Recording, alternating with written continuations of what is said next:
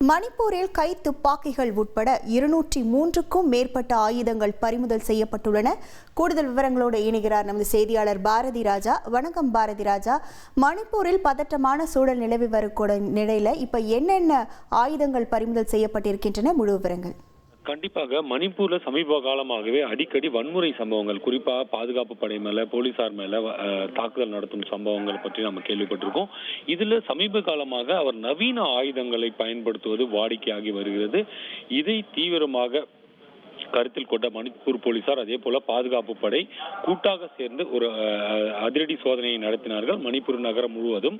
அதுல 203 ஆயுதங்கள், இதுல கையெறி குண்டுகள், அதே போல ஐஇடி, கை துப்பாக்கி, நாட்டு துப்பாக்கி, ரைபிள் உட்பட பல்வேறு நவீன துப்பாக்கிகள் என 203 ஆயுதங்கள் கைப்பற்றப்பட்டிருக்கின்றன.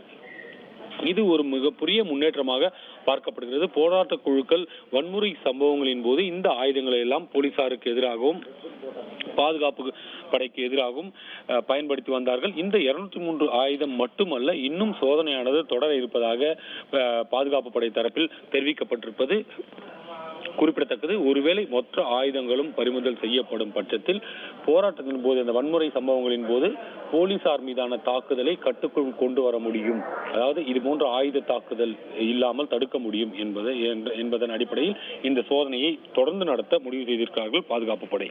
உங்கள் விவரங்களுக்கு நன்றி பாரதி ராஜா. ட்ரெண்ட ஃப்ரெண்ட் ஆக்கிக்கோங்க. தந்தி டிவியின் சப்ஸ்கிரைபர்ஸ் அண்ட் ஃபாலோவர்ஸ் குடும்பத்துல நீங்களும் இணையுங்க.